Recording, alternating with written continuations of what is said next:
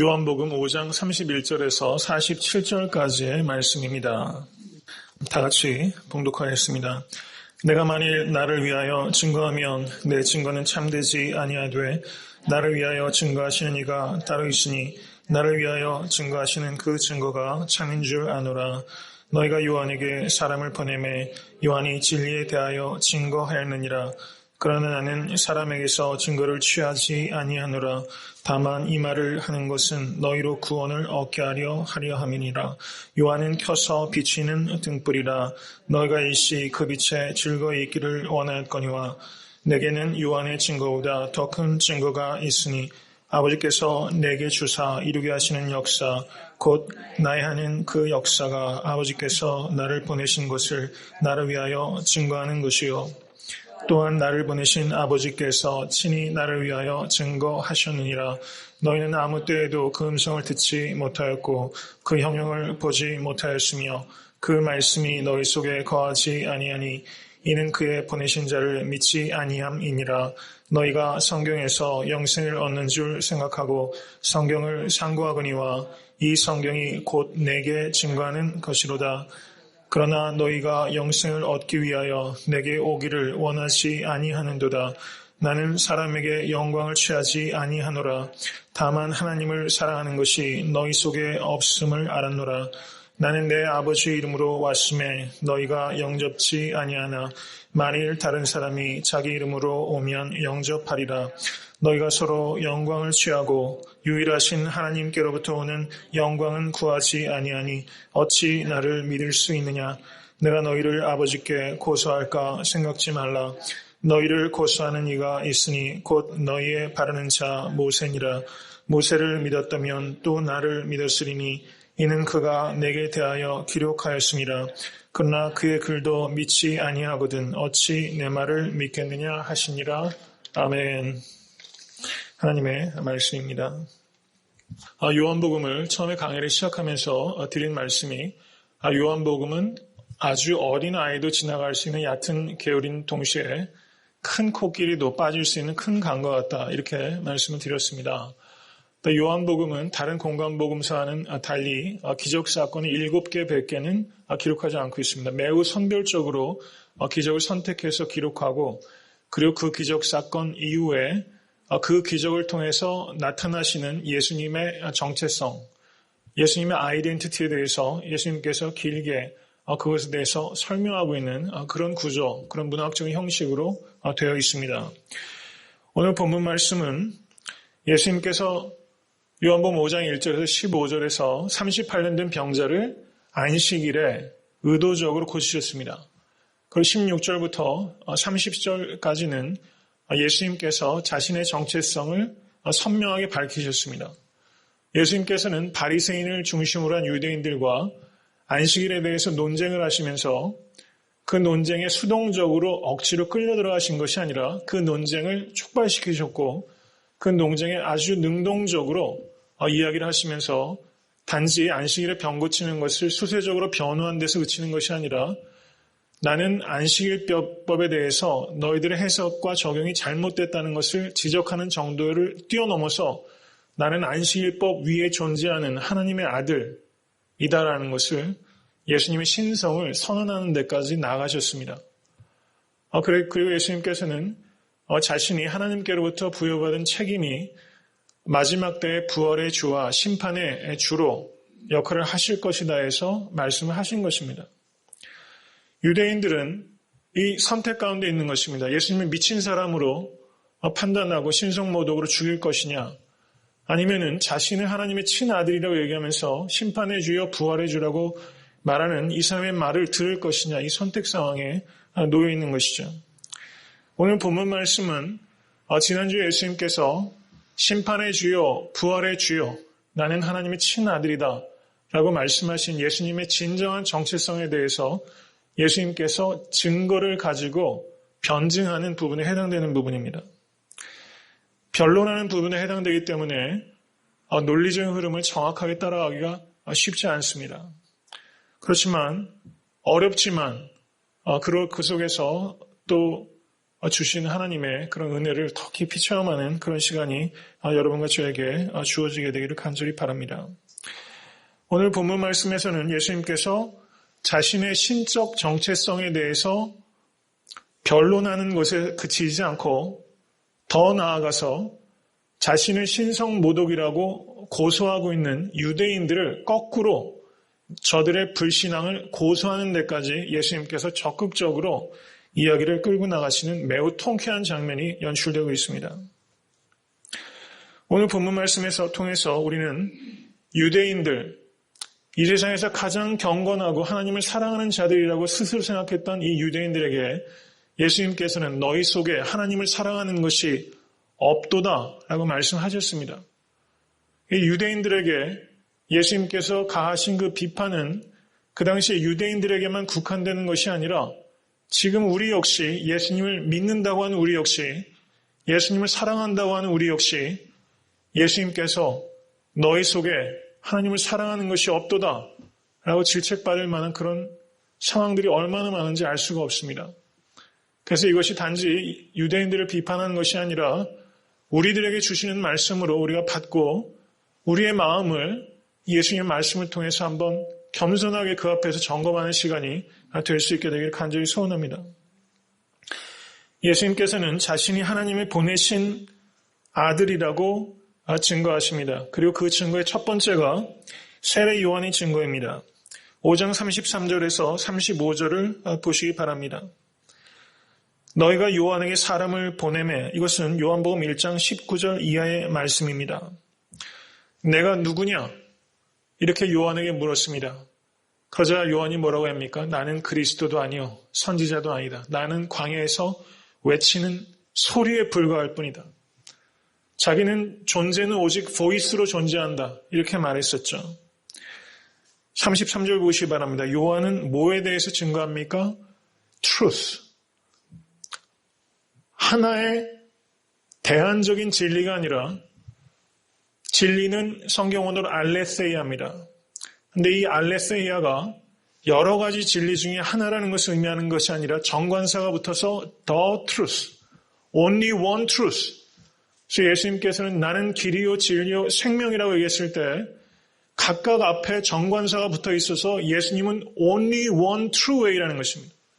이 사실을 믿으실 수 있게 되길 간절히 바랍니다. 아들이 아니고서는 아버지께로 갈 자가 하나도 없는 것입니다. 우리가 살고 있는 시대는 인본주의가 너무 팽배하고 그리고 다른 종교와의 관계성 때문에 예수님께서 the way, the truth, the life, 예수님께서 오직 하나의 진리 되시는 것을 우리 스스로 너무나 많이 포기하고 있는 이런 안타까운 시대에 우리가 살고 있습니다. The truth, 진리에 대해서 증거하는 사명이 우리 가운데 주어졌다는 것을 기억하실 수 있게 되기를 바랍니다. 예수님께서는 말씀을 이어갑니다. 나는 사람에게서 증거를 취하지 아니하노라. 예수님은 하나님의 아들이십니다. 사람의 증거를 필요로 하지 않으십니다. 그런데 그 증거가 왜 필요합니까? 사람들을 위해서, 우리들을 위해서 필요하다고 얘기하시는 겁니다. 우리의 구원을 얻게 하기 위해서 세례 요한이 이 땅에 왔어야만 됐다고 예수님께서 말씀하시는 겁니다. 저는 특별히 5장 33절, 35절 말씀을 통해서 크게 은혜를 받았습니다. 다 같이 한번 5장 35절 읽어보겠습니다. 요한은 켜서 비치는 등불이라 너희가 일시 그 빛에 즐거이 있기를 원하였거니와. 여기에서 예수님께서는 요한은 켜서 비치는 등불이다 이렇게 번역했어요. 근데 실제 성경 원어는 그 비동사 무엇무엇이다 라고 하는 비동사는 여기에선 and이라는 비동사가 사용됩니다. 이 and은 과거 형태입니다. 그래서 영어 번역은 He was a burning and shining lamp.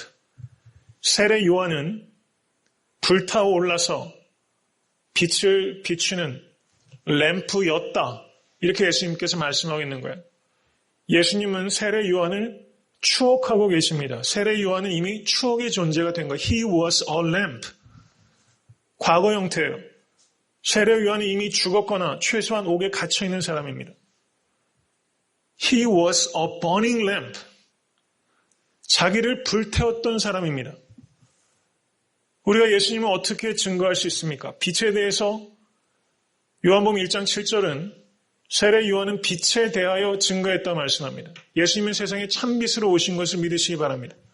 그것을 오늘 본문에서는 세례 요한은 진리에 대하여 증거했다. 이렇게 주님께서 말씀하셨어요. 만약 우리의 평생의 삶이 아무개 성도는 진리에 대해서 증거했던 사람이다. He was a burning and shining lamp.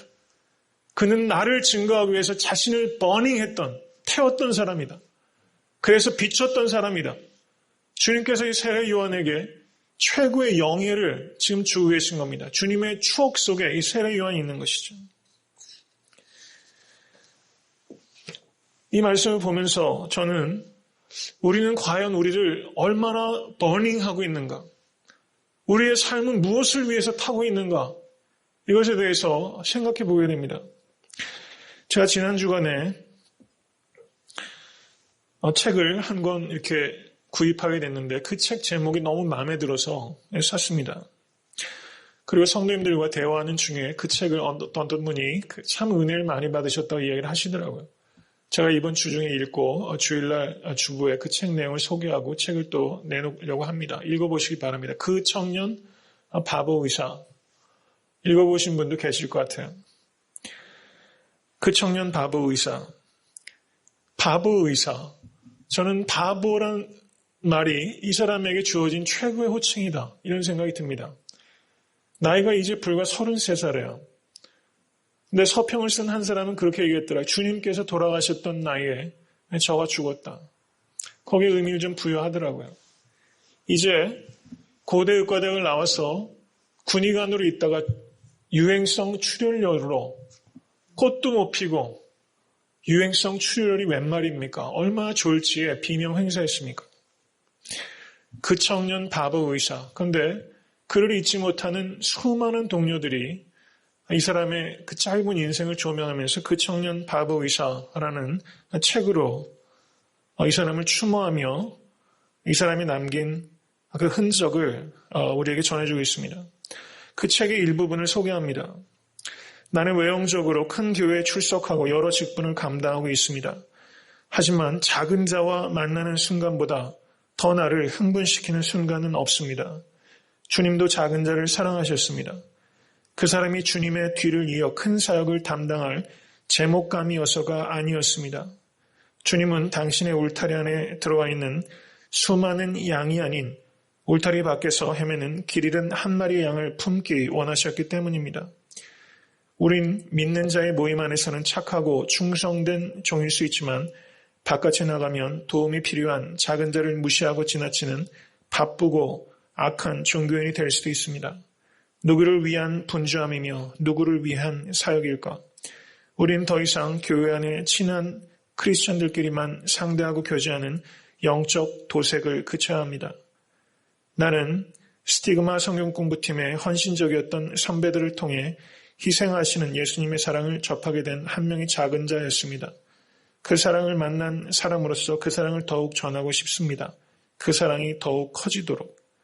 이렇게 소박하게 그러나 매우 힘있게 자신의 생각을 이 청년 바보의사가 피력합니다.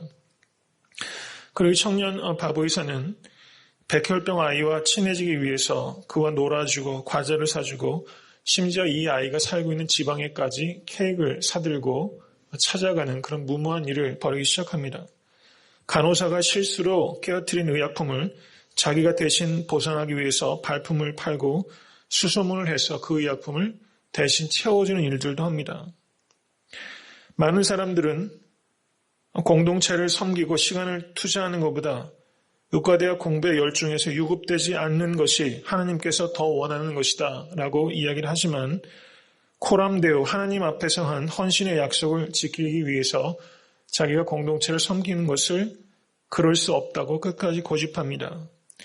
본과 시절 유급을 각오하고 교회와 선교단체를 섬기다가 결국은 한번 유급도 당하게 됩니다.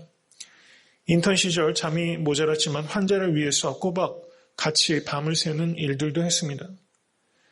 의사들이 한때 의사 가운을 버리고 파업을 할 때 동료 의사들에게 질책받을 것을 각오하고 이 사람 한 사람은 환자의 침상을 끝까지 떠나지 않았습니다. 그런데 파업을 당한 다른 동료 선배 의사들도 이 청년 안수현 씨를 알기 때문에 이 사람이 병상을 지키는 것을 책망하지 않았다는 것입니다. 이렇게 살아왔던 사람입니다. 사람 앞에서가 아니라 코람데오. 코람데오는 하나님 앞에서라는 뜻입니다. 하나님 앞에서의 약속 때문에 치열하게 살았습니다. 그리고 그가 군의관으로 갔다가 유행성 출혈으로 33살의 짧은 인생을 마칩니다. 그런데 그의 장례식을 다음과 같이 책은 소개하고 있습니다. 영정 사진이 걸리기 전부터 장례식장은 물밀듯 밀려오는 조문객으로 들어설 곳이 없었습니다. 어떤 계산도 깔리지 않은 순전한 슬픔, 그 한 가지로 4,000명이 넘는 그의 우정들이 몰려왔습니다. 의사들, 간호사들, 병원 직원들, 교회 선후배들, 예은 동력자들, 대학부 제자들, 군인들 등등. 그 안에는 병원 청소하시는 분, 식당 아줌마, 침대 미는 도우미, 매점 앞에서 구두 닦는 사람들도 있었습니다. 그 한 분 한 분에게 수연 형제가 은밀하게 베푼 사랑의 이야기가 들어있습니다. 예배와 찬송이 넘쳤던 그의 장례식은 마치 결혼식 같았습니다. 한 신실한 청년을 예수님께 보내는 세상에서 가장 슬프고도 아름다운 혼례 예식이었습니다. 저는 이 청년 바보의사 안수현 씨의 삶을 이렇게 보면서 He was a burning and shining lamp. 세례 요한을 추억하는 이 예수님의 말씀처럼 이 땅에는 이렇게 의사로서 약관의 의사이고 아직 본격적인 의사 수업도 들어가지 못한 젊은이지만 정말 하나님 앞에서 살기 위해서 자신을 불태우다가 간 이런 사람들 때문에 예수님이 증거되고 있다. 이런 생각이 들면서 목회자로서 저를 한번 되돌아볼 수밖에 없었습니다. 나는 바보 목사라는 소리를 들을 만큼 사역을 앞으로 할 수 있을까? 이런 질문을 해보게 되고 바보 목사, 바보 장로, 바보 성도, 우리 교회는 이런 바보들이 좀 많았으면 좋겠다. 이런 생각이 들고 애틀랜타에도 수백 개의 교회가 있는데 우리 교회는 좀 너무 빨리 움직이고 기민하게 행동하고 하는 교회가 아니라 좀 바보 같은 교회라고 좀 그런 이름이 좀 나는 교회가 됐으면 좋겠다. 이런 생각이 듭니다. 이게 보통 실력이 있어야지 할 수 있는 일이 아니죠. 마음은 있어도 이렇게 사는 거 참 어려운 것 같습니다. 예전에는 제가 이렇게 할 수 있다고 전 꽤나 자신이 있었거든요. 근데 이렇게 좀 한 해, 두 해 살아가면서 보다 보니까 이렇게 살 수가 있을까? 제 자신에 대해서 많은 질문을 하게 됩니다. 정말 여러분과 제가 정말 바보 같은 성도로 이 세상을 살기로 굳게 각오하지 않으면 우리는 어느 순간에 우리는 세상과 너무 비슷한 그런 성도일 수밖에 없고 그런 목회자가 될 수밖에 없지 않나 이런 생각을 해보게 되면서 여러분의 삶도 저의 삶도 주님께서 He was a burning and shining lamp. 정말 자신을 태워서 빛을 비췄던 등불과 같은 사람이었다. 그렇게 추억할 수 있는 삶을 살아가실 수 있게 되기를 주님의 이름으로 간절히 축원합니다. 이제 예수님께서는 두 번째 증거를 제시하십니다. 5장 36절 보시기 바랍니다. 내게는 요한의 증거보다 더 큰 증거가 있으니 아버지께서 내게 주사 이루게 하시는 역사 곧 나의 하는 그 역사가 아버지께서 나를 보내신 것을 나를 위하여 증거하는 것이다. 이렇게 말씀합니다. 예수님의 정체성의 핵심은 무엇입니까? 5장 36절 보시기 바랍니다. 아버지께서 나를 보내셨다. 5장 37절 보시기 바랍니다. 또한 나를 보내신 아버지께서 5장 38절 그의 보내신 자를 믿지 아니함이니라. 이렇게 말하면서 예수님께서는 자신이 하나님께로부터 보냄을 받은 존재라는 것을 무수하게 말씀하십니다. 예수님의 정체성의 핵심은 나는 아버지께로 보냄받은 사람이라는 것입니다. 5장 24절에서도 주님은 이렇게 말씀하셨습니다. 내가 진실로 진실로 너희에게 이르노니 내 말을 듣고 또 나 보내신 이를 믿는 자는 영생을 얻었고 심판에 이르지 아니하나니 사망에서 생명으로 옮겼느니라. 요한복음 12장 44절은 나를 믿는 자는 나를 믿는 것이 아니요 나를 보내신 이를 믿는 것이며 45절 나를 보는 자는 나를 보내신 이를 보는 것이니라. 요한복음 17장 18절은 또 이렇게 예수님께서 말씀하십니다. 아버지께서 나를 세상에 보내신 것 같이 나도 저희를 세상에 보내었고, 여기서 저희란 apostles, 사도입니다. apostle의 성경적인 원어는 apostolo, 보내다란 단어에서 유래된 것이 사도입니다. 사도는 어원적으로 보면 sent one, 보냄을 받은 사람입니다. 가지 않으면 사도가 아닙니다. 우리가 그리스도의 사도는 아니지만 우리가 보냄을 받을 때는 우리는 교회의 사도가 되는 것입니다. 우리는 다 보내줘야 됩니다. 우리가 모이기에 힘써야 됩니다. 마지막 때일수록 모이기에 힘쓰라고 히브리서는 우리에게 가르칩니다. 그렇지만 모이기 위함은 보내기 위함입니다. 교회는 한마디로 모이고 흩어지는 공동체입니다. 모이기만 하고 흩어지지 않는 교회는 교회일 수 없고 흩어지기만 하고 모이지 않는 교회는 교회일 수가 없는 것입니다. 모이고 흩어지는 교회. 그래서 여러분과 저에게 필요한 정체성의 핵심은 무엇입니까? 나도 주님으로부터 세상에 보냄을 받은 자라는 것입니다. 예수님을 보는 자가 하나님을 보는 자라고 말씀하셨는데 여러분과 저의 삶이 믿지 않는 이들이 보면서 예수님을 볼 수 있는 삶이 되어야 되는 것입니다. 그리스도의 형상을 이루기까지 사람들이 여러분과 저의 삶 속에서 하나님을 볼 수 있게 되기를 간절히 소원합니다. 예수님의 무엇을 보고서 하나님께서 보내셨다는 것을 보았습니까? 나의 하는 그 역사. 근데 이 역사는 성경 원어로 에르가라는 단어가 사용됩니다. 영어로는 works, 일이라고 사용됐어요. 근데 예수님께서 하시는 일, 성경의 이 에르곤, 복수 형태가 에르가입니다. 하나님의 God's work, work는 두 가지입니다. 창조의 일과 구원의 일입니다. 이 두 가지를 하나님의 일이라고 합니다. 그러면 하나님은 어떻게 창조하시고 어떻게 구원하십니까? 말씀으로 창조하시고 그 말씀으로 구원하시고 또 예수님의 기적적인 사역을 통해서 창조하시고 구원하시는 것입니다. 38년 된 병자를 일으켜 세우셨습니다. 이거는 뉴 크리에이션의 사건입니다. 지금 한 사람의 병을 고치는 데로 끝나는 것이 아니라 그 사건은 이제 창조가 있었고 그 다음에 에덴 동산에 타락이 있어서 한 사람의 죄로 말미암아 이 땅에 사망이 들어왔습니다. 그래서 질병이 온 것입니다. 그런데 예수님께서 이 땅에 오심으로 말미암아 오는 세대가 이 땅에 들어온 것입니다. The age to come에는 병든 자들이 다 일어서는 것입니다. 그 new creation, 새로운 창조가 예수님께서 이 땅에 다시 오실 때 완성이 되는 것입니다. 그래서 병든 자가 일어난 사건은 바로 예수님의 하나님의 new creation, 성경 전체는 creation to new creation, 창조에서 새 창조로 가는 역사입니다. 그래서 성경 전체를 해석하는 가장 훌륭한 렌즈 중에 하나가 new creation이라는 렌즈입니다.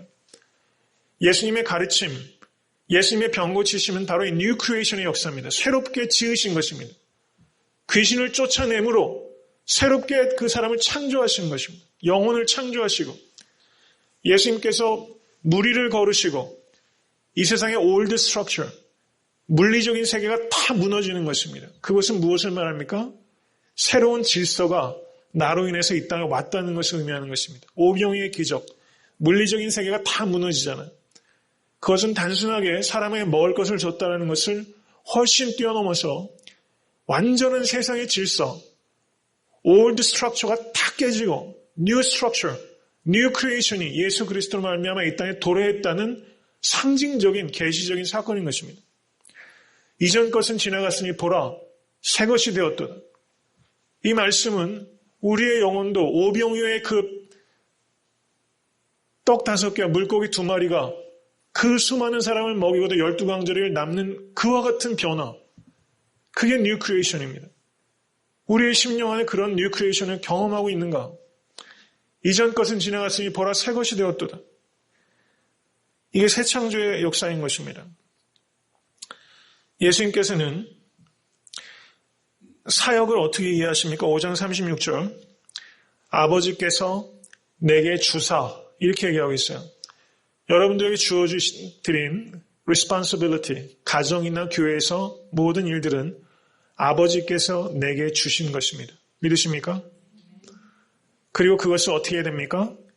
이루게 해야 되는 것이 내 책임입니다. 여기서 이 이루다는 동사는 예수님께서 십자가에 달리셨을 때 뭐라고 얘기하십니까? 다 이루었도다. 똑같은 단어입니다. 여러분에게 주어진 일이 큰 일이든 작은 일이든 이것은 하나님께서 내게 주신 일이다.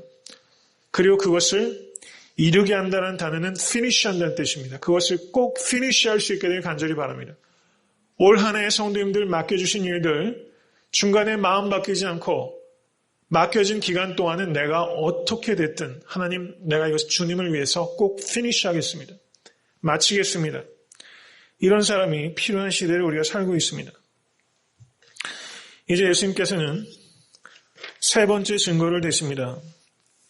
5장 37절.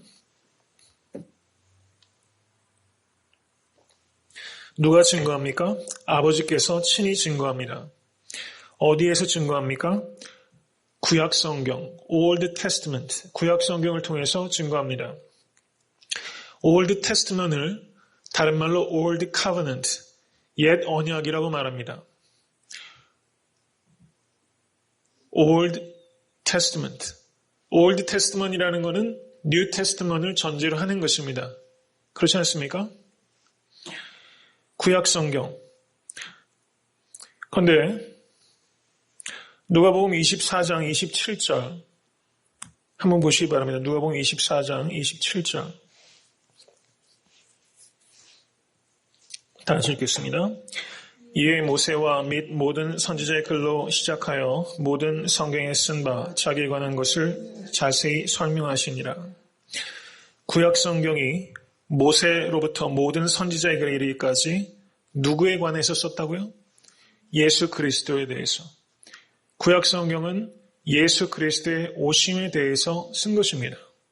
24장 44절을 보시기 바랍니다. 다시 읽겠습니다.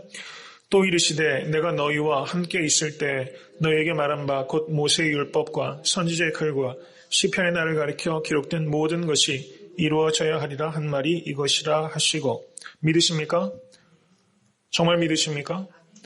이거를 믿지 않는 사람들이 너무 많아요. 가령 유대교를 믿는 사람들, 예수님을 주와 그리스도를 믿지 않는 유대인들은 이 말을 믿지 않죠. 구약성경이 예수님을 예언한 거로 생각 안 합니다. 그 하버드대학교의 구약학 교수들은 모두 다 주이시입니다. 참 안타까워요. 다 주이시예요. 예일대학교는 좀 다릅니다. 예일대학교는 주이시가 없어요. 구약학 교수 중에. 근데 하버드대학교는 100% 주이시입니다. 100% 주이시기 때문에 예수님을 안 믿어요. 그런데 구약을 해석할 때 명백하게 예수 그리스도에 대한 예언의 말씀으로 해석하는 그리스도인으로 해석하는 그 본문을 그들은 결코 그렇게 해석하지 않습니다.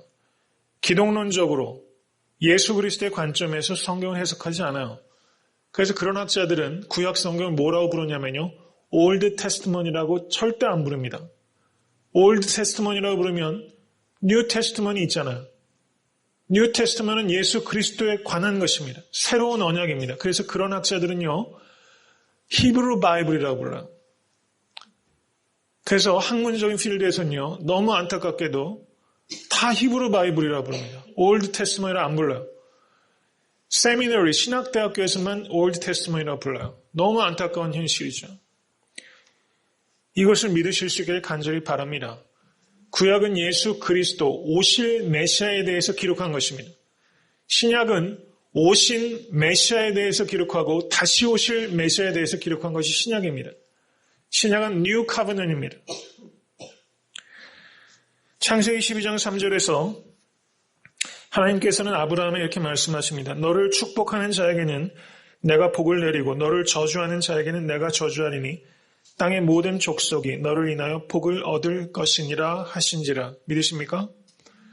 근데 이 약속이 누구를 통해서 궁극적으로 성취가 됩니까? 예수 그리스도를 통해서 성취가 되는 것입니다. 그래서 갈라디아서 3장 8절은 바울이 이렇게 해석합니다. 또 하나님이 이방을 믿음으로 말미암아 의로 정하실 것을 성경이 미리 알고 먼저 아브라함에게 복음을 전하되 모든 이방이 너를 인하여 복을 받으리라 하셨으니, 바울은 아브라함에게 주셨던 창세기 12장 3절의 그 축복의 말씀이 궁극적으로 예수 그리스도의 복음을 통해서 성취된다라고 해석한 것입니다. 바울은 12장 3절의 말씀을 기독론적으로 해석했죠. 그러면 유대인들은 이것을 그렇게 해석하겠습니까? 그렇게 해석하지 않아요. 그래서 유대 구약학자들과 예수님을 믿는 구약자들이 만나면 이거 가지고 싸우는 겁니다. 늘 이런 문제 가지고 싸우는 거예요. 이거를 예수 그리스도라는 크리스탈러지, 기독론의 관점에 성경을 해석할 것인가, 아니면 그것을 철저하게 배제하고 해석할 것인가. 너무 안타깝지 않습니까? 하나님께서 자기 아들을 아끼지 아니하시고 내어주셨는데 아직까지도 유대인들이 올드 테스트먼을 히브리 바이블이라고 하고 예수님을 전혀 신뢰하지 않고 있다는 것이죠. 너무 안타까운 사실입니다. 요한복음 5장 38절을 보시기 바랍니다. 그래서 예수님께서는 이렇게 말씀하시는 거예요. 그 말씀이 너희 속에 거하지 않는다. You don't have God's words in you. 네 안에 하나님의 말씀이 없다. 주님께서 이렇게 유대인들을 아프게 전곡을 찌르셨어요. 예수님께서는 예수님의 디어티, 신성에 대해서 세례 요한의 증거, 자신의 works, 사역을 통해서 증거, 그 다음에 성경을 통해서 증거하셨습니다. 그리고 이제 자신의 신성에 대해서 디펜드하는 것에서 나아가서 예수님을 공격하는 유대인들을 예수님은 정면으로 반박해서 그들을 지금 통쾌하게 제압하고 계신 것입니다. 그 첫 번째 일성이 뭐냐? 그 말씀이 너희 속에 거하지 않는다. 성도 여러분, 유대인들의 말씀을 사랑하는 정도는요, 우리가 흉내를 못 냅니다. 저도 학교 다닐 때요, 그 주데이즘, 그 유대교를 공부를 한 2학기 정도 했어요. 성경 해석하는데 꼭 전제로 필요한 게 유대교에 대한 공부입니다. 레비닉 트레이닝, 랍비 교육받는 거 이렇게 보면요, 막 진짜 혀가 내둘러질 정도예요. 정말 철저합니다. 적지 않은 랍비들이 구약 성경을 전체를 다 외우고 있다는 거예요. 여러분, 우리 교회 1년에 49절 외우잖아요. 구약 성경 전체를 다 해요. 물론 암송을 하는 특별한 스킬 같은 게 굉장히 발달돼서 구전됩니다. 구약 성경을 줄줄줄줄 외워요. 그리고 실제 랍비들은요, 그들은 그러면 말씀을 실천하려고 노력을 안 했느냐? 그렇지 않아요. 여러분, 마가복음 7장 보세요. 장로의 유전 지키려고 그 사람들이 얼마나 그릇도 다 구부라고요. 마시는 물 하나하나, 식사 한 끼 한 끼를요, 제사 지내는 것처럼 하는 사람이었어요. 그들은요, 어떻게 해서든 말씀대로 살려고 몸부림쳤던 사람입니다. 그렇게 형편없지 않아요. 근데 문제는 뭐냐? 문제의 핵심을 잘 이해하셔야 됩니다. 이 사람들이 성경을 해석하면서 본질을 벗어나서 자꾸 지엽적인 문제로 흘러간 겁니다. 그 자신의 해석과 적용이 성경에 나타나는 율법은 613가지입니다. 구약 성경에. 안식일에 대한 율법도 있죠. 안식일에는 아무 일도 하지 말아라. 그것을 256가지로 부풀리는 거예요. 그러면서 이런 자신들의 모든 해석과 적용이 구약 성경과 동등한 무게를 갖고 있는 걸 생각한 것입니다. 거기에 발이 묶인 거예요. 자신의 해석과 적용을 구약 성경과 동등하게 대하면서 그것을 지킴으로 인해서 스스로 거기에 종이 되고 그것을 지킴으로 말미암아 자기 의를 삼고 자기 자랑으로 삼는데 문제가 있다는 것입니다. 참 불쌍한 사람들입니다. 근데 이 사람들이 말씀을 사랑하고 어떻게든지 말씀대로 살아보려고 했던 첫 번째 의도는 굉장히 우리가 자극받아야 됩니다. 우리는 흉내도 못 내요. 저는 이것을 보면서 여러분 수십 년 신앙생활을 하시면서 수많은 설교, 수많은 성경 공부, 그리고 적지 않게 암송도 하고 계시지만 제 자신도 성경 해석을 공부하고 이제 성경 가지고 늘 씨름하지만 You don't have God's words in you. 그렇지만 내 안에 하나님의 말씀이 있지도 않다. 이렇게 주님께서 이 유대인들이 책망받았다는 것을 볼 때 과연 내 안에 하나님의 말씀을 내가 가지고 있다는 것이 어떤 의미일까? 이것에 대해서 우리가 깊이 자신을 되돌아봐야 되는 것입니다. 성경 지식 필요합니다. 제가 드리는 말씀은 성경 지식이 무용하다고 얘기하는 게 아니라 성경 지식이 목적이 아니라는 것입니다. 성경 지식은 믿음의 전제가 됩니다. 그렇지만 성경 지식 자체가 믿음은 아니라는 것입니다. 성경을 많이 아는 것을 혹시 자랑하는 마음은 계시지 않습니까? 제 자신도 되돌아보게 됩니다. 알면 알수록 하나님 내가 아는 게 너무 없습니다. 여러분 사도 바울은 그리스도의 십자가만을 알기로 작정했다고 이야기하지 않습니까? 여러분 혹시 그리스도의 십자가 다 알았다고 더 알 게 뭐가 있냐고 예수님이 우리를 위해서 죄 때문에 죽으셨다. 더 알 게 뭐가 있냐고 혹시 그렇게 생각하고 계시지 않습니까? 사도 바울도 그것만 알기로 작정했다고 이야기하고 있거든요. 시편 119편 11절은 이렇게 말합니다. 내가 주께 범죄치 아니하려 하여 주의 마음을 내 마음에 두었나이다. 골로새서 3장 16절 그리스도의 말씀이 너희 속에 풍성히 거하여 모든 지혜로 피차 가리키며 권면하고 시와 찬미와 신령한 노래를 부르며 마음의 감사함으로 하나님을 찬양하라. 하나님의 말씀이 여러분의 마음속에 풍성하게 드웰링하는 겁니다. 어떻게 하나님 여러분 말씀이 내 마음속에 거할 수 있을까?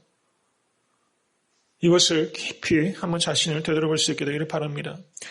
두 번째 예수님의 비판은 5장 40절입니다. 너희가 내게 오기를 원하지 않는다. You don't want to come to me. 내게 오기를 원치 않는다. 여러분 동방 박사가 예수님께 경배하기 위해서 페르시아로부터 수천 킬로를 왔습니다. 그런데 어디로 가야 될지 몰라서 헤로드 왕궁에 가지 않습니까? 그래서 대제사장들과 서기관들이 미가서의 말씀을 해석해서 베들레헴에 날 거라고 정확하게 맞췄습니다. 700년 전에 미가서의 말씀을 이 사람들은 알아요. 그런데 예루살렘에서 베들레헴까지 8km입니다. 페르시아서부터 베들레헴까지는 수천 킬로입니다. 구약 성경을 제대로 알지도 못하는 페르시아 사람들은 수천 킬로로 와서 아기 예수님께 경배하는데 구약 성경을 줄줄이 깨고 있는 대제사장들과 서기관들은 8km가 안 가지는 겁니다. 왜 그렇습니까? 이 사람들이 이 땅에서 모든 것들을 다 누리고 있어요. 그리스도가 필요하지 않은 사람입니다. You don't want to come to me. 너희는 내게 오기를 원치 않는다. 여러분 우리가 몸이 교회에 있다고 해서 주님 앞에 온 게 아닙니다. 정말 나는 주님 앞으로 나아가고 있는가? 주님께 가까이 간다는 것은 스페이셜, 공간적인 의미가 아닙니다. 주님을 닮는다는 뜻입니다. 여러분이 정말 주님께 가까이 가기 원하십니까? 이것을 깊이 생각할 수 있게 되길 간절히 바랍니다. 이제 세 번째 주님께서 말씀하세요. 5장 42절 다 같이 읽겠습니다. 다만 하나님을 사랑하는 것이 너희 속에 없음을 알았노라. 여기서 다만 이렇게 번역하고 있는데요. 성경 원어는 알라라는 접속사를 사용해서 but 이렇게 얘기합니다. 그러나 하나님을 사랑하는 것이 너희 속에 없다. You don't have the love for God in you. 성경 원어는요. 아가페 투 세우 The love of God 이렇게 번역하고 있는데요. 그 전치사는 of라는 소유격은 a love for God 이렇게 번역하는 게 보다 타당합니다. 하나님에 대한 사랑이 너희 가운데 없다. 이렇게 말씀하셨어요. 참 아픈 말이 아닐 수 없습니다. 하나님 사랑하십니까? 아멘. 하나님 다 사랑하시잖아요. 예, 제가 뵈니까 너무 하나님 사랑하세요. 예, 저도 많이 배우고 있습니다. 근데 그런 것 같아요. 이건 제가 드리는 말씀은 여러분들이 사랑을 의심하라는 얘기가 아니라 사랑하면 할수록 정말 진실되게 사랑하면 내 사랑에 자신이 없어져요. 내가 누군가를 한 사람을 사랑해도 마찬가지입니다. 내가 한 여인을 사랑하는데 당신에게 내가 부어주는 사랑은 너무 과분해. 이렇게 생각하는 남자가 어디 있겠어요? 한 사람을 깊이 사랑하면 사랑할수록 아무리 사랑해도 내 사랑이 너무 보잘것없어서 미안하고 송구스럽고 죄송하고 나 같은 사람 만난 게 너무 미안하고 사랑이라는 게 속성이 그렇지 않습니까? 정말 사랑하면요. 하나님을 사랑하는 마음이 내게 없습니다. 이 고백을 할 수밖에 없다고 저는 생각합니다. 하나님을 내가 사랑해요. 충분히 사랑하고 있어. 이런 생각이 들 수가 없죠. You don't have the love for God in you. 주님께서 우리에게 말씀하시면 그걸 우리 다르게 받으실 수 있기를 간절히 바랍니다. 우리 하나님을 얼마나 사랑하고 있습니까? 제가 오늘 생각해 봤어요. 제가 지난번에 박일준 목사님 저희 교회 1주년 때도 오셔서 귀한 말씀 해주시고 제 결혼식 때도 오셔서 말씀해 주셨는데 그때 오셨던 분 한 분이 그런 얘기를 하시더라고요. 요즘에도 저렇게 하나님을 사랑하는 목사님이 계시는구나. 하나님을 사랑하는 게 그렇게 아주 디스팅티브하게 너무나 분명하게 보여야 되는데 정말 저한테 숙제입니다. 사랑이라는 게 억지로 안 되는데 정말 주님을 사랑하는 마음 저는 그 예전에 첫사랑 저도 이 기성세대가 대하고 있지 않나. 요즘은 그런 자꾸 긴장감이 드는 거예요. 잘못하면 큰일 나겠다. 박 목사님이 저한테 칼도마 위에 올라가는 것처럼 그렇게 살라고 얘기했는데 여러분 나침판이 돼야 됩니다. 나침판이 돼서 북극을 가리킨다는 것은 끊임없이 몸을 전율한다는 것을 의미합니다. 두려운 일입니다. 하나님을 사랑하기 위해서 나는 늘 정북을 가리키고 있는 것. You don't have the love for God in you. 너에게 하나님을 사랑하는 것이 없는 것을 안다. 이렇게 말씀하셨는데 주님께서는 베드로에게 내가 나를 사랑하느냐 이렇게 물으셨어요. 예수님을 배신한 베드로에게 주님께서는 내가 나를 사랑하느냐 얼마나 자애롭게 물으시는지 모릅니다.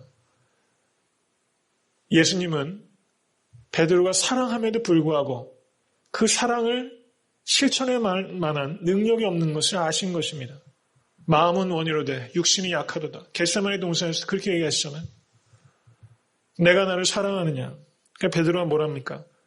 다른 사람이 다 주님을 버릴지라도 나는 안 하겠다고 얘기했는데 그렇게 으스대던 베드로가 이제 완전히 그냥 풀이 죽었잖아요. 주여 그러하이다. 내가 주를 사랑하는 줄 주께서 아시나이다. 굉장히 겸손하고 그렇지만 확신 있는 대답을 하고 있는 겁니다. 저는 이 대답을 완성해가는 것이 성도의 삶이라고 믿습니다. 내가 주님을 사랑하는 줄 주께서 아시나이다. 이것을 완성해 가실 수 있게 될 간절히 축원합니다. 이제 네 번째 주님께서는 이렇게 말씀하세요. 5장 43절입니다. 다 같이 읽겠습니다. 나는 내 아버지 이름으로 왔으면 너희가 영접지 아니하나 만일 다른 사람이 자기 이름으로 오면 영접하리라. 무슨 말씀인지 조금 아리송하시죠? 예수님께서는 하나님의 이름으로 오셨어요. 나는 스스로 아무것도 할 수 없다. 예수님은 self-denial, 자기를 부인하는 삶으로 일관된 분이세요. 구유에 오셨어요. 십자가에 달리셨어요. 구유에서 시작해서 십자가로 끝난 인생, self-denial의 극치입니다. 예수님은 이름을 다 가리셨어요.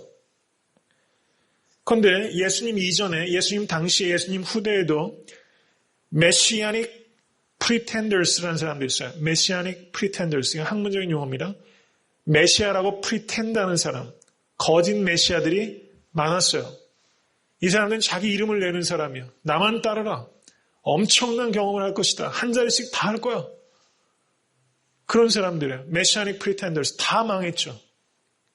다 죽임을 당하고 다 지리멸멸했습니다. 근데 사람들은요, 그렇게 자기 이름을 내는 사람들을 쫓아가는 거예요. 왜냐하면 self-denial하는 주님을 쫓아가면 자기도 부인해야 되니까, 자기도 십자가에 져야 되니까 그것을 누가 따라가는 말입니까? 자기 이름을 내고 저렇게 가면 줄 잘 서면 한 자리 하겠지. 이런 쪽만 쫓아가는 것이죠. 예수님의 말씀은 그런 뜻입니다.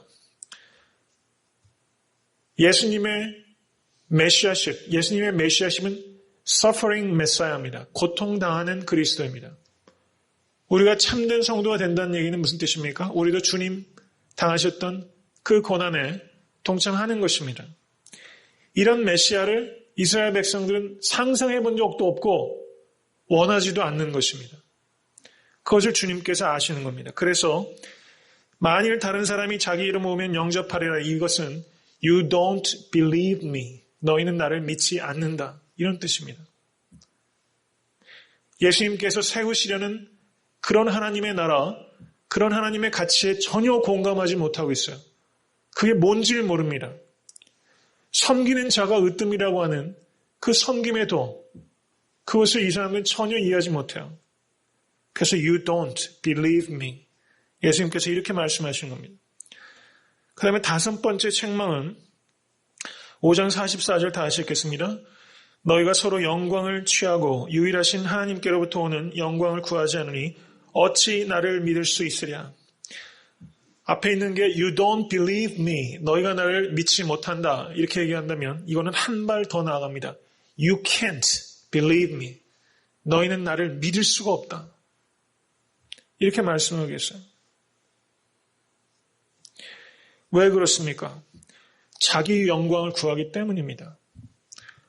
자기 영광, 사람의 인정, 나의 성취, 나의 성공. 유대인들은 자기들의 도취되어 있는 사람이에요. 내가 일주일에 2번씩 금식하고 10의 2조를 내고 자기에게 도취되어 있는 사람, 자기들의 종교적인 행위에 대해서 자부심이 가득한 사람, 자기의가 똘똘 뭉쳐있는 사람, 그런 사람은 결코 하나님의 영광을 구할 수 없다는 뜻입니다. 여러분과 저는 여기에서부터 자유롭습니까? 자기 영광을 구하는 데부터 자유롭습니까? 이거는 끊임없이 자신을 치지 않으면 정말 어려운 일입니다. 제일 어려운 것 같아요.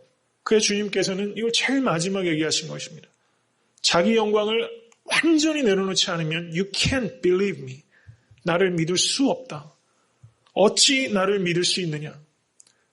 여러분 정말 내가 조금이라도 내 영광, 내 이름, 자기 자랑 이것을 내가 조금이라도 가지고 있다면 You can't believe me. 너는 나를 결코 믿을 수 없다.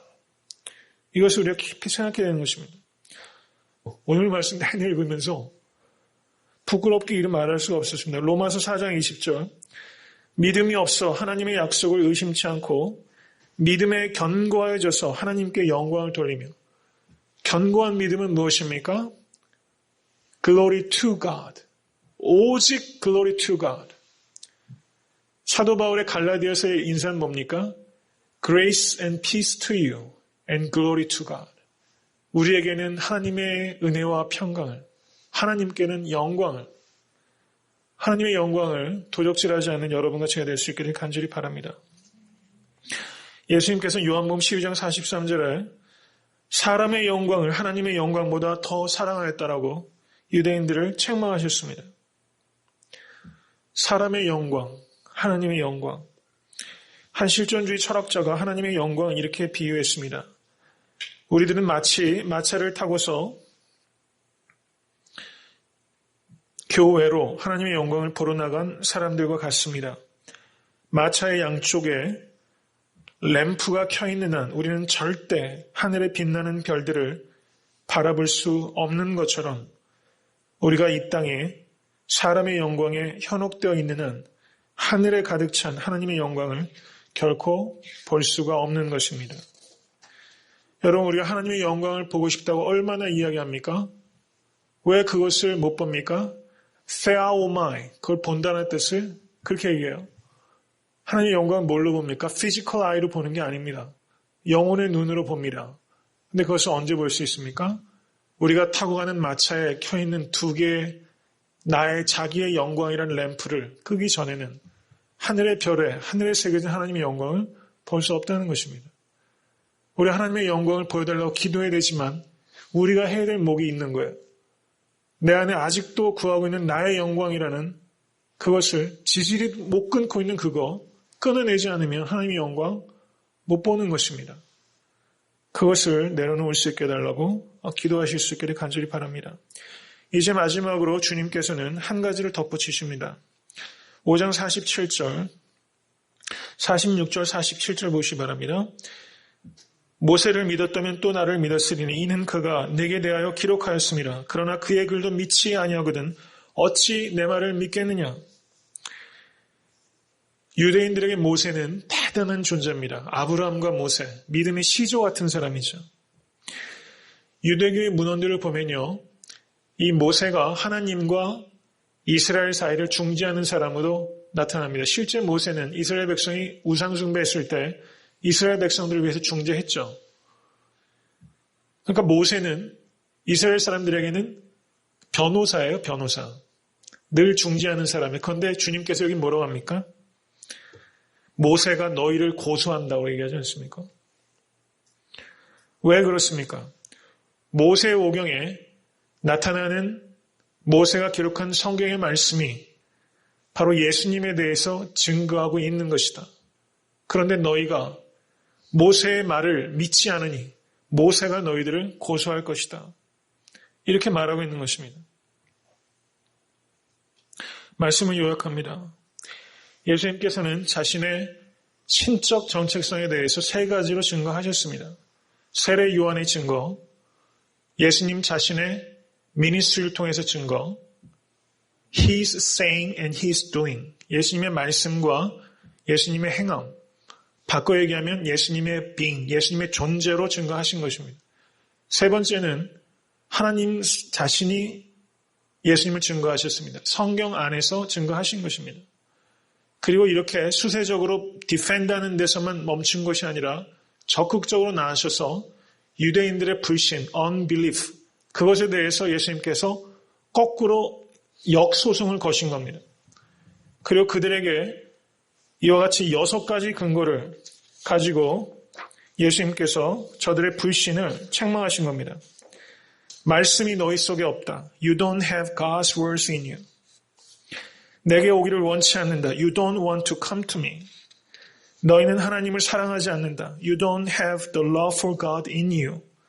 너희는 나를 믿지 않는다. You don't believe me. 너희는 나를 믿을 수 없다. You can't believe me. 이렇게 말씀하시면서 저들의 불신에 대해서 예수님께서 책망하셨어요. 여러분, 이 시간 저하고 여러분이 이 말씀을 받을 때는 우리들의 unbelief, 여러분과 저 안에 있는 불신이 무엇인지를 볼 수 있어야 됩니다. 한 고매한 영성학자는 이렇게 얘기했어요. 하나님을 믿는다는 그리스도인들에게 가장 힘든 것은 하나님을 믿는 것이다. 이렇게 얘기했어요. 여러분, 정말 여러분과 저는 하나님을 믿고 있습니까? 하나님을 믿는다는 것은 무엇입니까?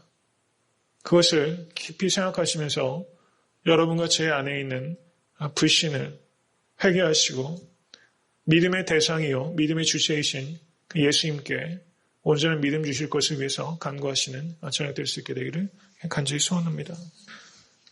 오늘 주신 말씀 생각하면서 우리 좀 기도할 수 있기를 원합니다.